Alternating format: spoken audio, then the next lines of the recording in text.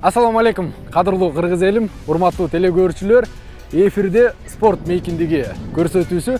Бүгүнкү бизден чыгарылыш ушул тоголок топтун артынан тоголонуп чуркаган Дордой футбол мектебинин 2008-жылкы жаш Кыргызстандын келечегин дүйнөлүк аренада чыгара турган футболчу жигиттер туурасында болмокчу. Сиздердин кызматыңыздарда мен Токтомуш Жекшенбай уулу. Андыктан биз менен бирге болуңуздар. Кеттик ай!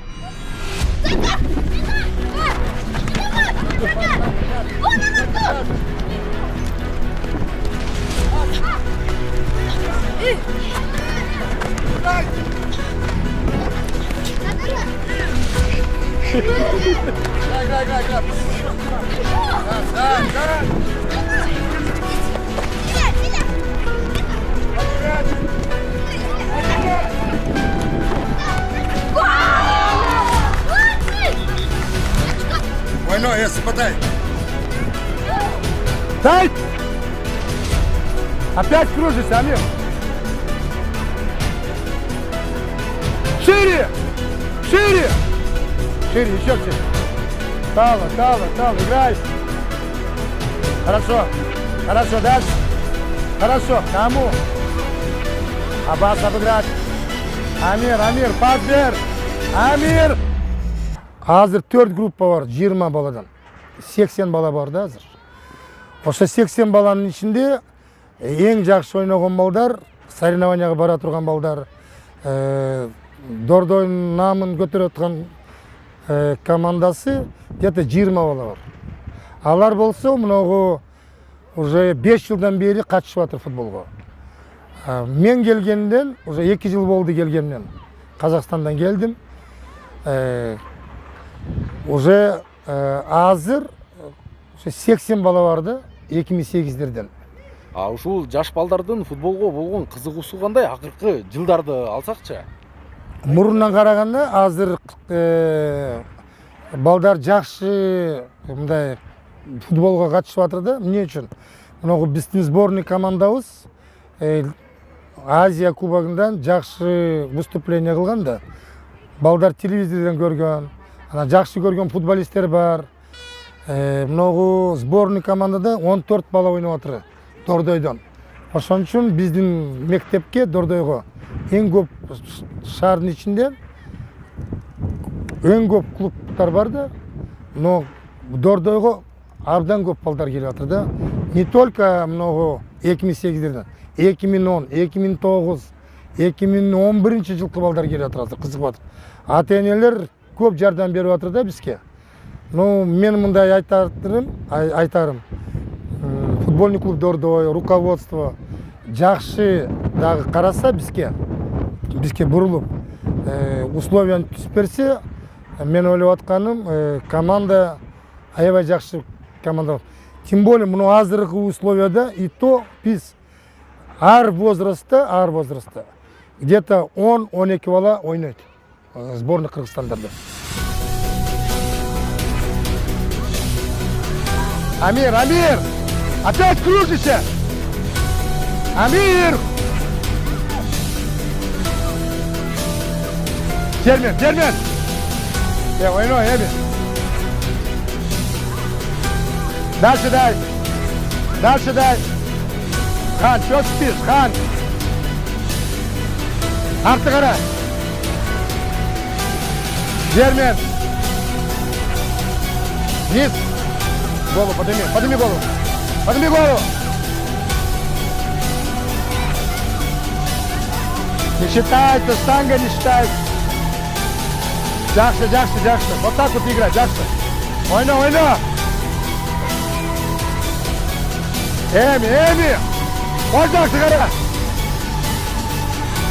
Жакшы! Бакшы бетер! Баламдын аты Эсенбеков Аббас Талайбекович. Бул биз деген 3 жылдан бери тийип качып келип атканбыз да, жайкысын эле. Анан 1 жыл болду ровно, 1 жылдан бери тынбай калып келет, кирип ойноп келатат буюрса тренировка. Балам футболго бергеним, мен да бала кезде футбол ойноп ушинтип кызыкчумун. Анан балам дагы ушул футбол көрүп чоңоюп мына 1-классты бүткөндөн кийин эле футболго барам деп чыкты. 1 жылдан бери барат. Буюрса 1 жылдан бери барып катышат, ушу агайын жардамы, ушу балдардын жардамы менен ойноп келатат. Дагы выездерге чыгышат, өзүбүздүн чемпионаттар бар, Бишкектин чемпионаттары, ошолорго турнирлер бар, катышат. Баягы бир жумадан өтүп калды, Грузияга барып келдик. Грузияга барып ойноп келдик, аяктан да жакшы ийгиликтерге жетиштик. Ошо барып бул жерде утуш эмес, барып катышыштагы ролду ойнойт. Ошо барып ошол жерден балдар аябай көп пайдалуу тажрыйбаларды алды. Тиякта грузинский командалар менен алды, элдерин көрдү, эл жерди көрдү.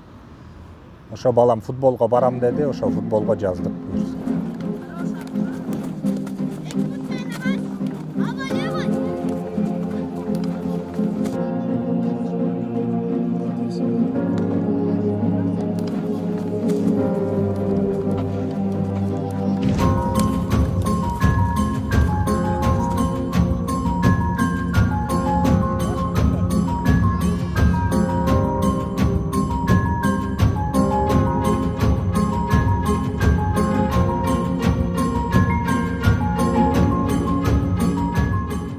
Бизде үмүт чоң. Эмнеге салым кылсаң ошонун өсөт дейт. Ушу балдарыбызга салым кылып атабыз. Ушу балабыз кийин чындыгында эле футболист болуп дүйнөлүк аренага чыгып, ушу Кыргызстандын желегин көтөрүп ойносо экен деп үмүтүбүз бар да. Ошого бул эми азырынча бир убакта футболдун деңгээли кичине ылдыйдыр. Бирок азыр көрдүңөр го, могу аякка 2-3 жылда кандай өйдө эме алды футбол. Рейтинги көтөрдү Кыргызстандын, чоң аренага чыгып ойной баштады, жакшы көргөз баштады. Бул таланттарга мурун көп көңүл бурчу эмес да, билесиздер. Азыр уже көңүл буруп, убакыт бөлгөн үчүн ойлойм ушу балдарыбыздан чыгат деп. Менин баламда да үмүтүм бар. Ушу чоң футболист болуп чыгып, ойноп, ушу мени сүйүндүрөт, ушу Кыргызстанды сүйүндүрөт деп ойлойм да. Ушу салым кылып ошо Кыргызстанга. Ойно, Жанат! Куча, не бегайте, пацаны. Тала, açılbaysın be. Kaka, Kutman. Пашмен. Шире.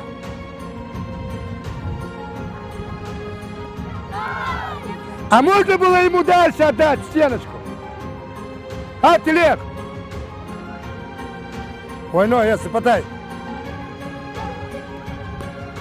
Маштугатар, земле, пойдет дальше, дальше, Жара, дальше, пойдет, дальше. Да уходите вы с этого квадрата. Биринчиден, жакшы физический балдарды тандайбыз. Жакшы ойлоп аткан балдар, футбол жагынан ой жакшы болсо, мен ойлоп атканым, жакшы балдар, жакшы футболист деп чыгат деп ойлойм. Но берге келаткан балдар, аябай жакшы балдар да. Баары балдар бир. Биз тренер болуп, биз тренербиз, баары тренерлер. Эң жакшы ойноп аткан балдар, жакшы ойлогон балдар. Футбол жагынан да жакшы ойлоп, жакшы кызыгып, ошо балдардан деп жакшы футболист деп чыгат деп ойлойм. Ошол эле учурда жакшы футболист чыгарыш үчүн биринчиден эмне болуш керек? Эмне кылыш керек? Бир 3 пункт болсо керек да өзүн камтыган. Ошондой бир дүйнөлүк деңгээлде футболист чыгарганга Кыргыздын атын чыгара тургандай. Мен ойлоп атканым, допустим, биринчиден бала өзү кызыгыш керек, биринчиден. Анан физический возможности жакшы болсун. Анан уже материальный положение үйдө жакшы болсун. Жакшы тамак ичип, режимди кармап, анан кандай тренер, эмне тренер кайсы задание берсе, ошону аткарып, ошондо мен ойлойм, жакшы футболист деп чыгат деп ойлойм. Ошого аракет кылып жатасыз. Биз тренер, бала келди. О өзү ой менен келди. Мен футболист болом деп. Биз тренер, просто направление беришибиз керек. Туура жүргүзүш керек, туура топ тебиш керек, үйрөтүш керек. Если бала ошонун бәрін аткарса, үйдө дополнительный занятия кылса, ушул жакшы футболист чыгат деп ойлойм. өттү. Эми ударлар баягыдай начарлап баратат. Азыр ыргытып берем. Биринчи касание менен обрабатывать этип, экинчи менен воротага тепмей. Макул, теберде башты көтөрүп, воротарды карамай, каякта экен. Всё, баштадык да.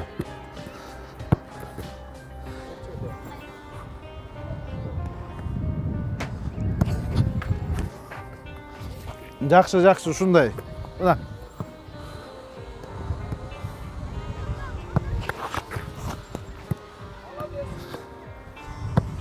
Молодец.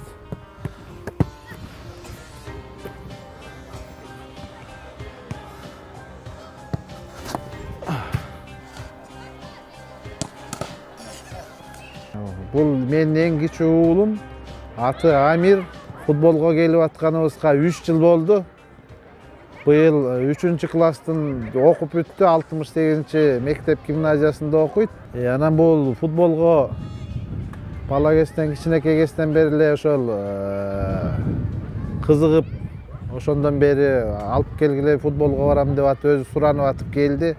Ошол жака келип алып анан эми ошо бүгүнкү күнгө чейин ушинтип футбол менен машыгып атабыз. Жакшы Дордой командасында ойноп атабыз. 2008 жылкы балдар менен ошол курама командасында ойноп атабыз. Жакшы ийгиликтер бар, жетишкендиктер бар. Былтыр Тараш шаарына барып, Казакстандын ушу өздөрү менен тең балдар менен ойноп келдик. Жакшы жетишкендиктер болду. 2 оюн ойноп Тараш шаарында утушка ээ болдук. Ошондой командабыз 2008 жылкы Дордой командасы Бишкекте эмес, Кыргызстан боюнча эң күчтүү командалардын бири деп эсептесек болот. Мына өзүңөр көрүп жаткандай, күндөн күнгө балдардын футболго кызыгып ушундай келип аткандары бизди сүйүндүрөт. Анткени биз келе баштаган учурда мынчалык балдар жок эле.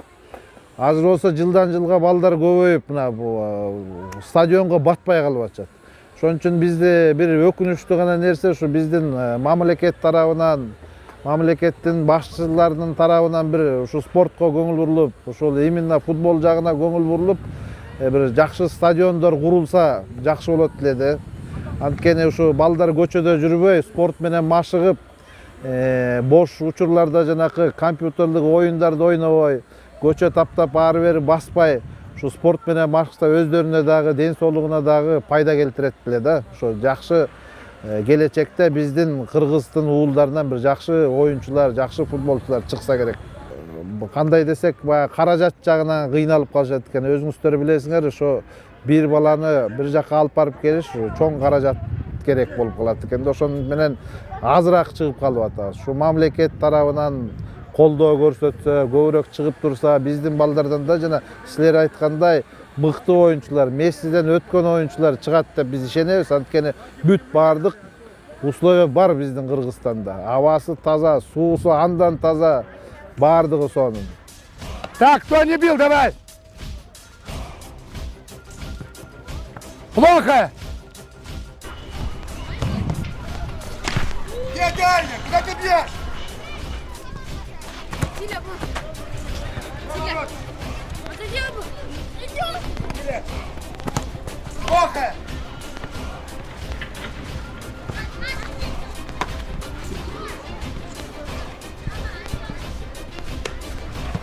Маш, плохо! Болтается ногами! Лови.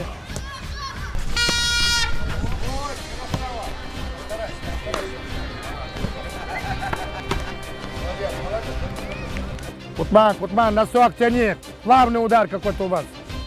Хорошо. Носок полностью. Назад. А потом же сопровождайте до конца, блин. Все, пошли. Вот. Хорошо. Все, отошел. Дальше. Хорош. Руки. Отойди, уходи. Все, болты, да, жди нагло. Построились. Легли, пошли. Легли. Пошли, готовили. Тыс хармагла. Начали, пошли, подняли. Вот, держим. Голову подними. Держи.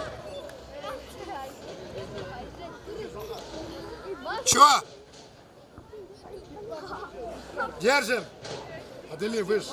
Колени не отрыв. Колени не задевают, мальчики. Пошли, вот, держи, вот.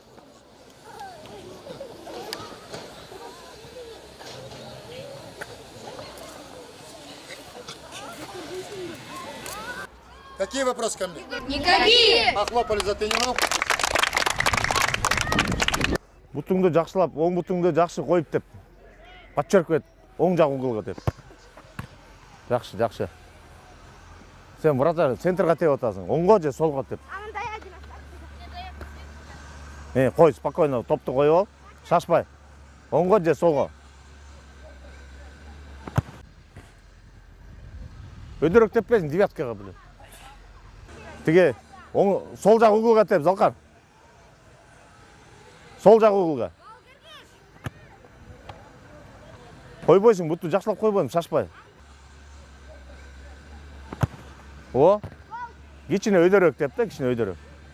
Мен балам жөнүндө айта кетсем, Сабатов Залкар бул командада чабуулчу болуп ойнойт.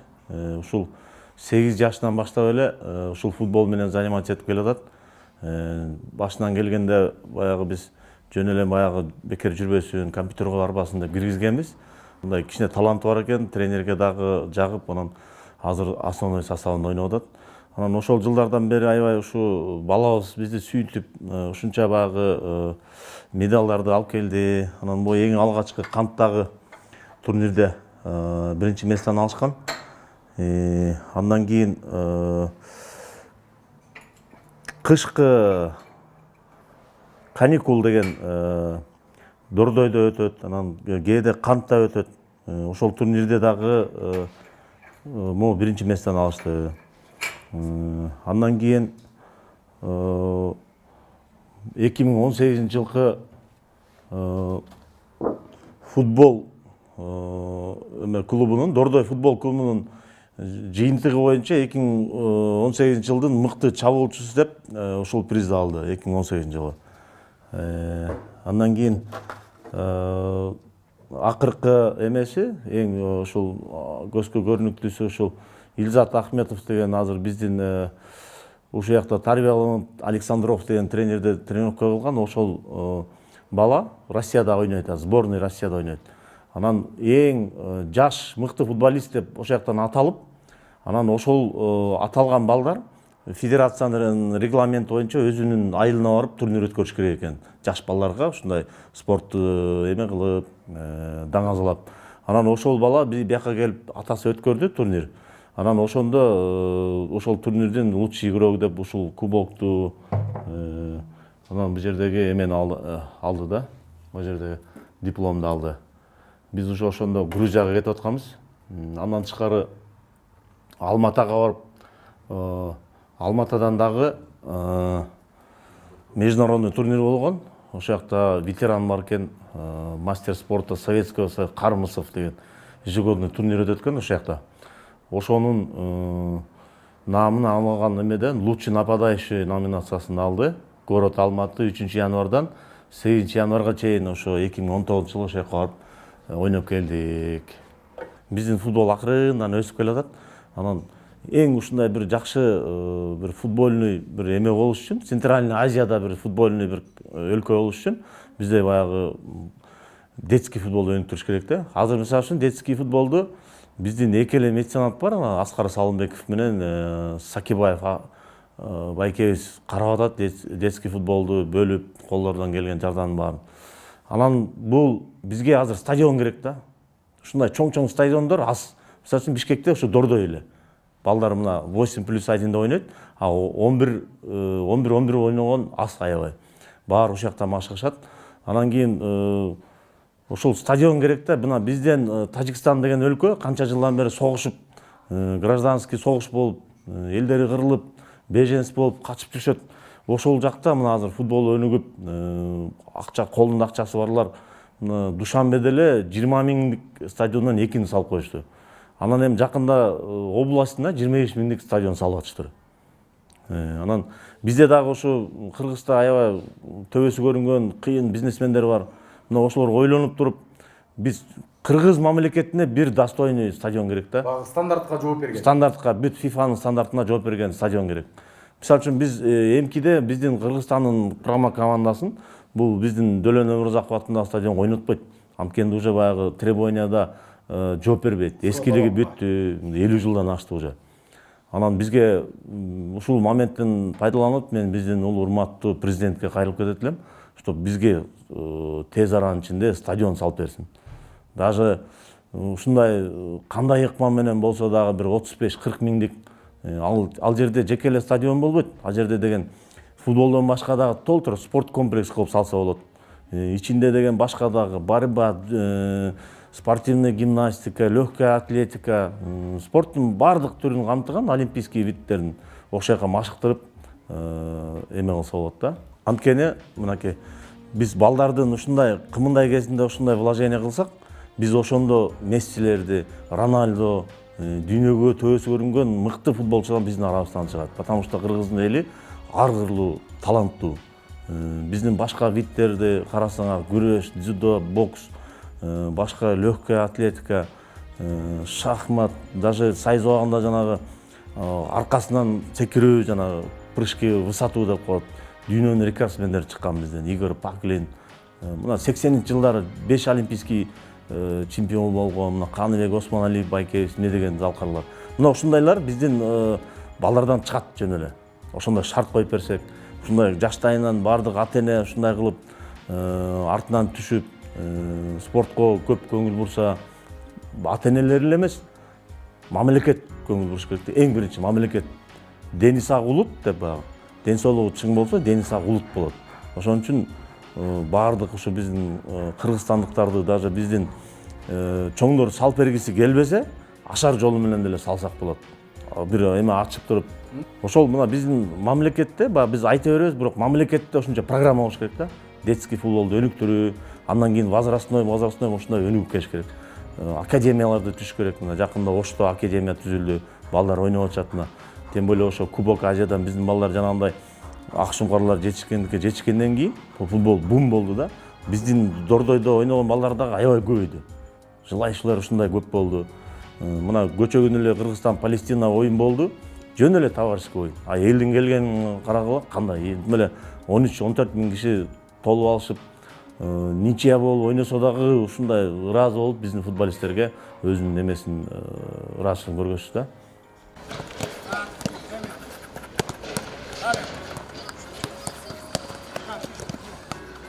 Где фишка? Фишка где? Мына урматтуу көрөрмандар, ушу менен бүгүнкү биздин көрсөтүү соңуна келип чыкты. Ушундай жаш өспүрүм биздин инилерибиздин футболго болгон кызыгуусу артса, биринчиден, экинчиден мамлекет тарабынан колдоо болсо, келечек жаштардын колунда дегенде жаш футболчуларыбыз дүйнөлүк аренага чыгып, Кыргыздын атын чыгарып, Кыргыздын уулу деген бийик атты көтөрөт деген ой менен бүгүнкү биздин көрсөтүүбүздү жыйынтыктамакчыбыз. Сиздердин кызматыңыздарда мен Токтомуш Жекшенбай уулу болдум. МКОдон көрүшкөнчө сак саламатта калыңыздар.